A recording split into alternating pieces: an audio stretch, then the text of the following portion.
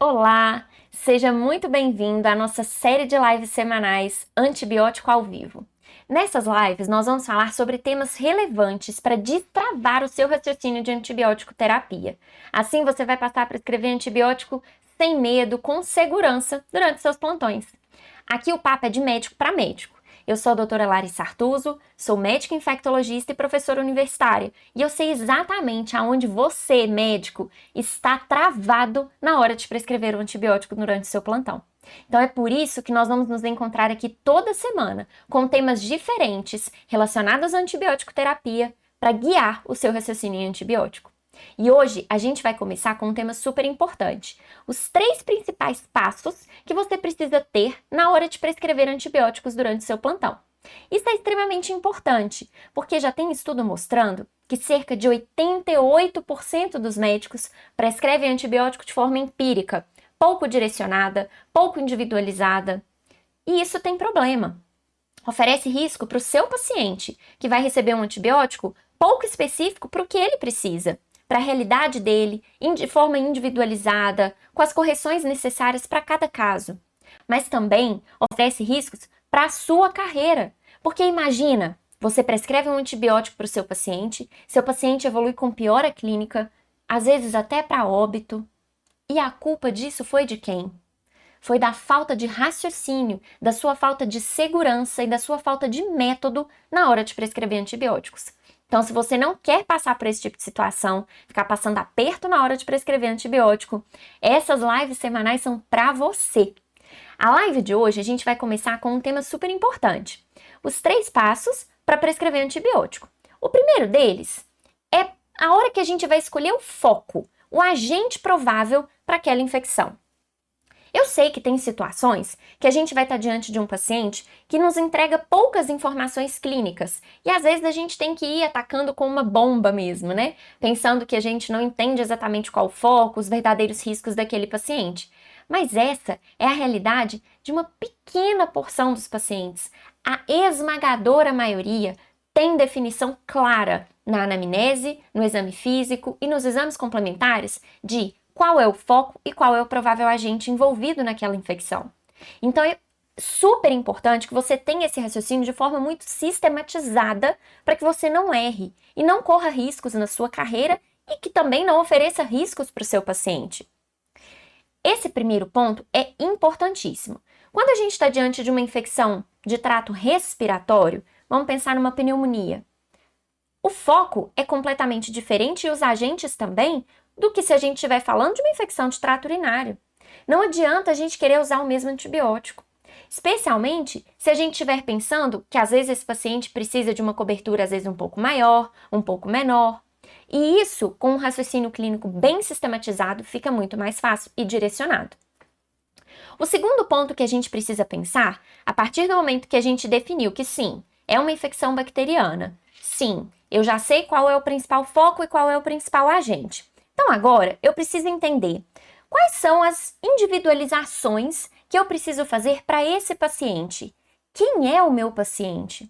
Eu estou diante de um paciente idoso? Eu estou diante de um paciente imunossuprimido? Eu estou diante de uma mulher jovem? Isso é super importante. Por quê? Se a gente está diante de um paciente diabético, por exemplo, tem alguns riscos que são diferentes de um paciente que não tenha nenhuma comorbidade. Da mesma forma que se eu estiver diante de um paciente pneumopata crônico, a cobertura antibiótica tem que ser diferenciada para esse paciente.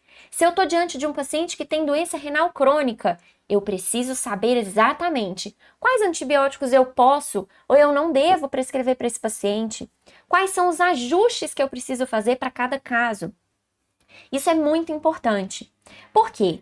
Existem algumas individualizações que a gente faz também, direcionando para o risco de resistência bacteriana que esse paciente apresenta.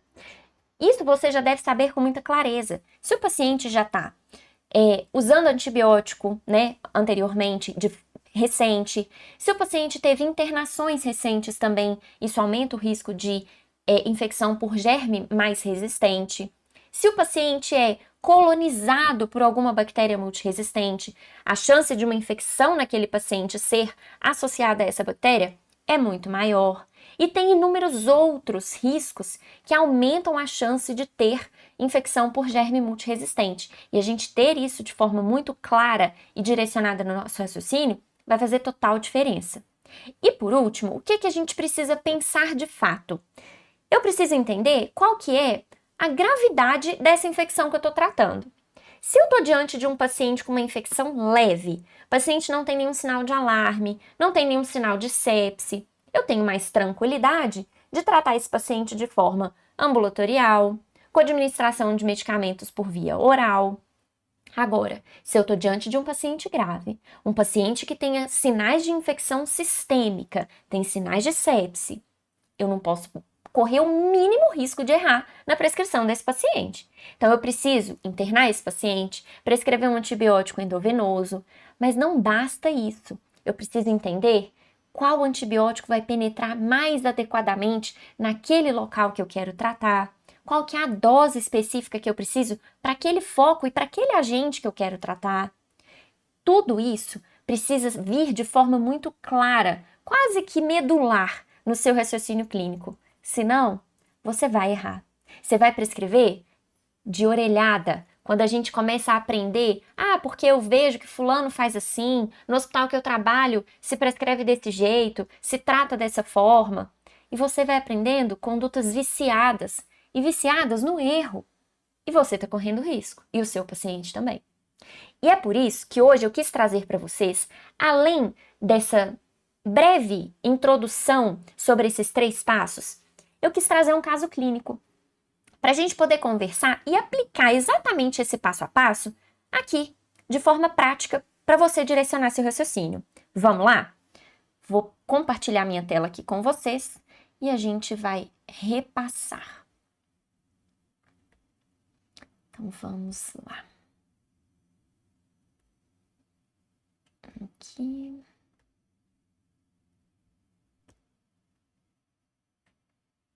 Então, vamos lá. Casinho clínico aqui, ó, da rotina, do jeitinho que vocês gostam.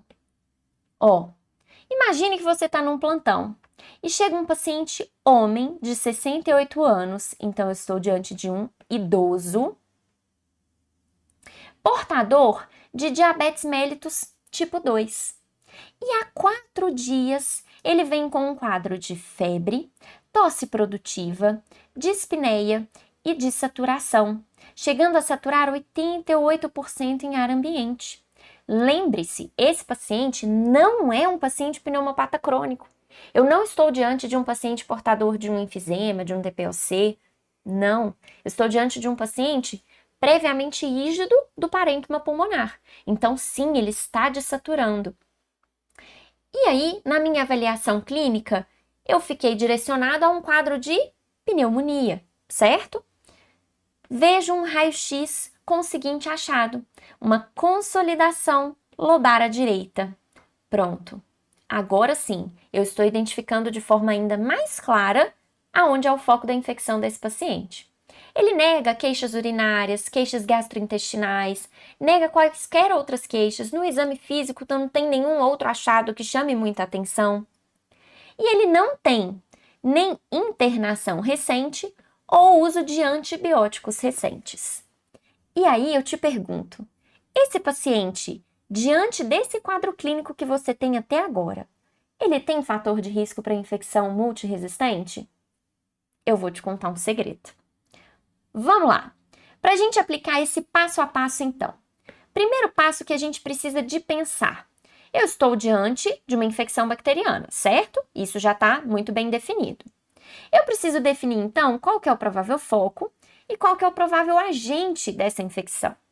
Nesse caso, a gente está pensando em uma pneumonia adquirida na comunidade, uma PAC, porque é um paciente que não tem internação recente, para a gente pensar numa pneumonia associada à assistência à saúde. Não, é uma pneumonia adquirida na comunidade. Nós temos achados clínicos e achados radiológicos que corroborem com esse diagnóstico. Perfeito?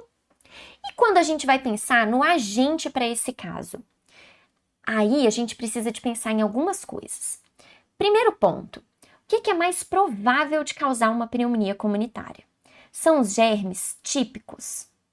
Desses germes típicos, nós temos 3 principais: pneumococo, hemófilos e moraxella, certo? Esses são obrigatórios de serem cobertos, especialmente porque nós não temos nenhum achado radiológico que faça a gente pensar especificamente que se trata de uma pneumonia atípica para a gente cobrir somente germes atípicos. Não. Mas, nesse caso, a gente também tem indicação de cobrir os germes atípicos. Uai, Larissa, mas como assim? Você acabou de me falar que esse paciente não tem nenhum achado radiológico que me faça pensar em germe atípico? Aí é que tá. A gente tem muitos estudos atuais mostrando que em quadros de pneumonias comunitárias graves, que é o caso do nosso paciente, é um paciente que está com dispneia, está com dessaturação, ele tem sinais de alarme. Nesses casos, tem um alto envolvimento de germes atípicos. Eles são muito frequentes de causar essas infecções. Então, nesses pacientes, ainda que não seja um pneumopata prévio, para você pensar nessa cobertura inicial de um germe atípico, esse paciente merece uma cobertura mais ampliada. E aí você pode me perguntar, tá, eu preciso cobrir algum outro germe nesse caso? Preciso pensar em gram-positivo? Preciso pensar em anaeróbio? Não, a princípio não. Nós não temos nenhum achado clínico, nem radiológico que faça a gente direcionar o diagnóstico para esse lado, certo?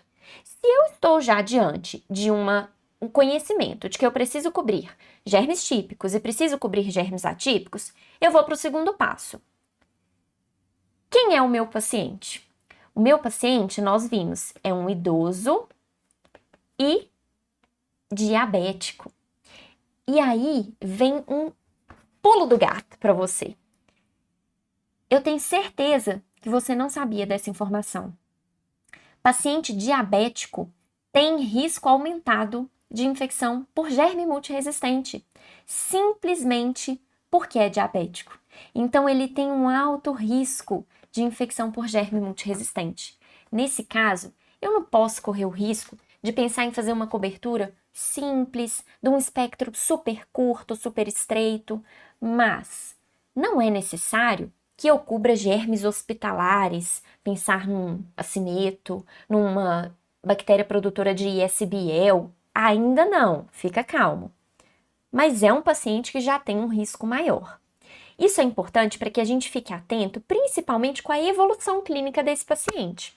Se eu estou diante de um paciente que tem um quadro clínico dessa forma que a gente viu aqui, é diabético, eu fiz um espectro um pouco mais contido para ele e ele não está melhorando, eu tenho total indicação de fazer uma cobertura mais ampliada para esse paciente, porque eu sei que o diabetes aumenta o risco de infecção multiresistente.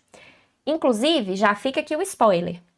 O tema da nossa próxima live é justamente sobre isso, sobre essa análise criteriosa de antibiótico terapia de espectro nos pacientes diabéticos. Você não pode perder. Na próxima live a gente vai falar sobre isso. Se eu já sei que eu estou diante de um paciente idoso, diabético, agora eu preciso pensar na gravidade. A gente já falou, é um paciente grave, porque é um paciente que tem dessaturação, é um paciente que tem sinais clínicos de que possa evoluir para uma sepse. Por que eu estou dizendo isso? Porque ele é idoso, e só de ele ser idoso, a gente já sabe que tem uma imunossenescência. Isso já torna ele um certo grau de imunossupressão. Mas ele também é diabético e o diabetes também imunossuprime. Então, eu estou diante de um paciente que tem 2 fatores para imunossupressão e que já está com dispneia e com dessaturação. Então, esse paciente tem alto risco de evolução para sepse. Então, eu não posso brincar. O que eu preciso pensar para esse paciente, então?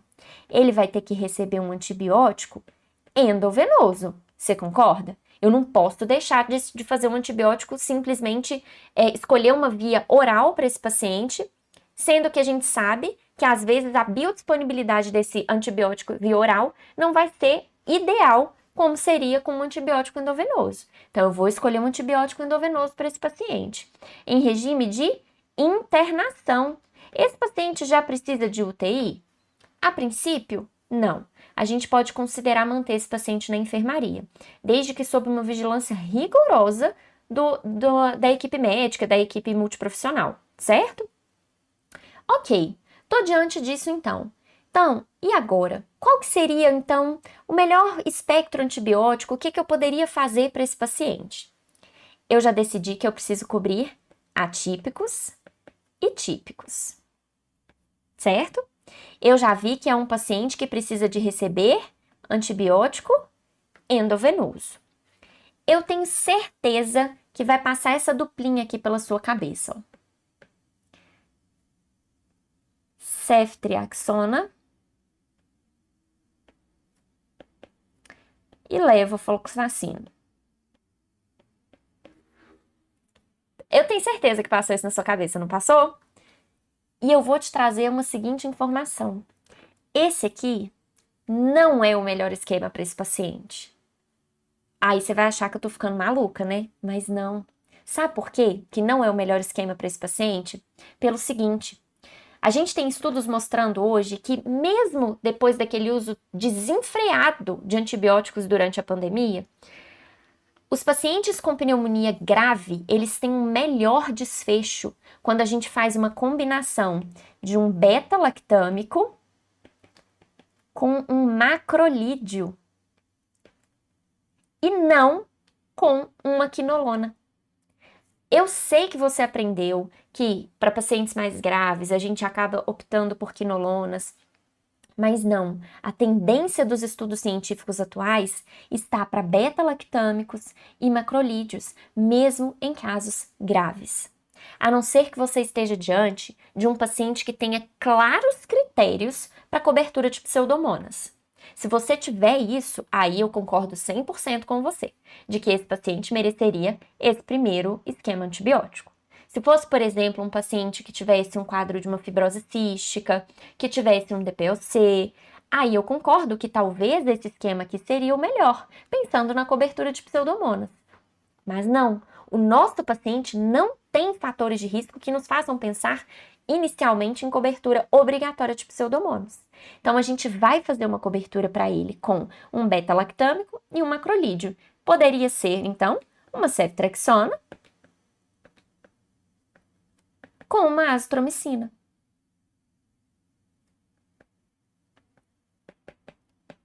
E o tempo de tratamento? A gente tem estudos também que mostram que tempos de tratamento mais curtos têm oferecido melhores resultados, menos desfechos com eventos adversos, efeitos colaterais e complicações, menor tempo de internação, melhor resolução do quadro clínico. Então, a gente sabe que mesmo diante de quadros graves, 5 dias de antibiótico costumam ser mais do que suficientes. Se eu estou diante de um paciente ambulatorial, tem estudos que mostram que eu posso fazer 3 dias de antibiótico terapia. Não tem mais aquele raciocínio de múltiplos de 7 dias, 14 dias, 21 dias. Não. Você sabe agora que quanto mais curto o tempo de antibiótico, melhor para o seu paciente. E se a gente tivesse diante de um paciente com uma alteração de função renal, eu precisaria de fazer algum ajuste para esse paciente, pensando nesse caso clínico aqui? Aqui a gente pode ficar tranquilo, porque esse paciente não tem nenhuma disfunção renal, e se ele tivesse, a gente pensando, por exemplo, na ceftriaxona, né, que é um beta-lactâmico, uma cefalosporina de terceira geração, a gente não precisa de fazer correção de dose. Então a gente fica tranquilo, fica aliviado que esse antibiótico vai ser efetivo, vai ser eficaz e não vai oferecer risco para a função renal desse paciente. Então, tenha isso de forma muito clara. Sempre revisite esse raciocínio. Se eu estou diante de um paciente com um quadro clínico evidentemente bacteriano, primeira coisa que eu vou me perguntar, qual que é o provável foco e qual é o provável agente dessa infecção. Se eu estou diante de uma infecção que eu já sei o foco, já sei o provável agente, eu vou entender quem é o meu paciente e qual é o risco de resistência que esse paciente apresenta. E por último, qual é a gravidade desse quadro clínico para me direcionar em relação a regime de internação, via de administração, dose do antibiótico, tempo de tratamento, para que eu possa oferecer o melhor para o meu paciente. Isso é tudo que eu consigo fazer para vocês em uma live curtinha para você assistir de forma mais rápida, sem pesar na sua rotina, de forma tranquila. Mas nós nos encontraremos aqui toda semana e eu te espero na próxima live para a gente conversar sobre peculiaridades de antibiótico terapia nos pacientes diabéticos. Eu sei que isso é uma rotina do seu plantão e você não pode perder essa live. Eu te espero lá. Até mais!